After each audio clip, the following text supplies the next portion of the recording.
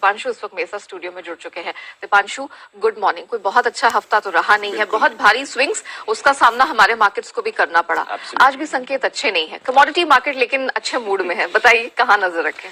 नजर यूक्रेन और रशिया पर ही रखिए, क्योंकि यही जो तनाव है, इसी की वजह से आप देख रहे हैं कि जो वॉलेटिलिटी है पिछले हफ्ते थी, हमें लगा कि शायद सिचुएशन सुधरेगी, पर ऐसा नहीं हुआ। इनफैक्ट अब डर बढ़ रहा है, क्योंकि विंटर ओलंपिक्स कल खत्म हो गए थे, तो क्या अब कोई बड़ा एक्शन रूस लेगा या नहीं। पर इस बीच एक दो अच्छी खबरें भी आ रही हैं।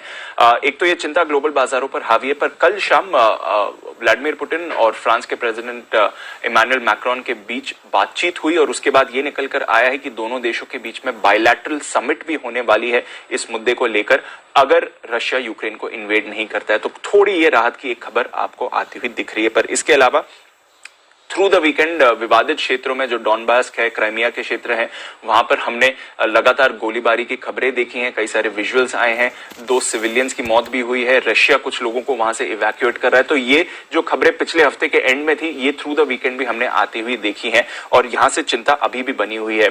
रशिया और बेलारूस के बीच में एक मिलिट्री ड्रिल थी जो कल खत्म होने वाली थी, अब इस ड्रिल को भी एक्सटेंड कर दिया गया है, और साथ ही भारत ने भी एक वार्निंग भेजी है, अपने सारे नॉन एसेंशियल स्टाफ को यूक्रेन छोड़ने के लिए कहा गया है। तो सिचुएशन अभी सुधरी नहीं है। इनफैक्ट दोनों तरह की खबरें अभी भी यहां पर आपको आती हुई दिख रही हैं।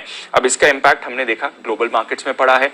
आज सुबह जो आप सारी कमजोरियां बता रही थी, वो इसी का इंपैक्ट है। हमने देखा कि फ्राइडे को अमेरिकी बाजारों में भी भारी गिरावट हुई। फ्यूचर जब बाजार बंद हुए थे तब 150 पॉइंट्स ऊपर थे, उसके सामने डाउ करीब 225 अंक लुढ़का, नैस्डैक में 1.25% की गिरावट आपने देखी। बॉन्ड यील्ड 1.9% तक फिसली थी, अब थोड़ी बढ़ी हुई है।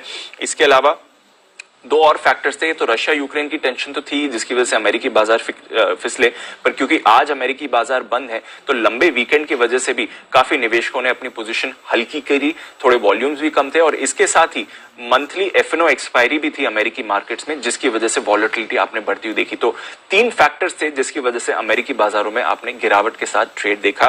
बैंक्स, आईटी, एनर्जी, यहीं पर आपने सबसे बड़ी गिरावट देखी थी, और इंटेल का शेयर 5% टूटा, क्योंकि बोफा ने अंडर परफॉर्म रेटिंग यहां पर दी है। तो कुछ फैक्टर्स थे जिसकी वजह से अमेरिकी बाजारों में दबाव रहा। थ्रू द वीक अगर आप देखें तो 1.5% S&P 500 फिसला था, डाउ 2% नीचे था, और नैस्डैक भी लगभग 0.25% फिसल कर ही बंद हुआ। यूरोप के बाजारों में भी हमने सुस्ती देखी थी। फ्राइडे के सेशन को आधे से 1.5% की। रशिया के बाजार उस दिन 3 से 4% फिसले थे। इसी खबर के दम पर वहां पर भी एक्शन चल रहा था। अच्छी बात यह है कि पिछले हफ्ते तेल के दाम थोड़े कूल ऑफ हुए थे। इनफैक्ट 7 हफ्तों के बाद पहली बार हमने वीकली गिरावट देखी थी। हालांकि आज सुबह फिर से थोड़ा एक्शन बन रहा है, 93-94 के बीच ब्रेंट आपको दिखेगा। सोना भी $1900 के आसपास ही है। तो ओवरऑल नेहा, जो पिछले हफ्ते की रशिया यूक्रेन की टेंशन बनी हुई थी, वो अभी भी आपको बनी हुई दिख रही है, और इसी पर बाजार का सबसे बड़ा फोकस है। इसके अलावा कुछ अहम नतीजे आएंगे यूएस में। Home depot, HSBC, Barclays, Moderna जैसी कंपनीज के, और कंज्यूमर सेंटिमेंट और होम सेल्स डेटा भी आएगा, तो इस पर भी बाजार थोड़ा रिएक्ट कर सकते हैं।